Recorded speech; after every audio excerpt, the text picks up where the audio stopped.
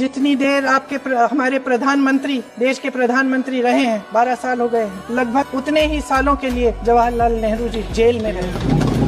किस लिए? इस देश की आजादी के लिए। उसके बाद 17 साल के लिए प्रधानमंत्री रहे। आप बड़ी आलोचना करते हैं इनकी, लेकिन अगर इन्होंने इसरो नहीं बनाया होता तो आज आपका मंगलयान नहीं होता। अगर DRDO नहीं बनाया होता तो तेजस नहीं बनता।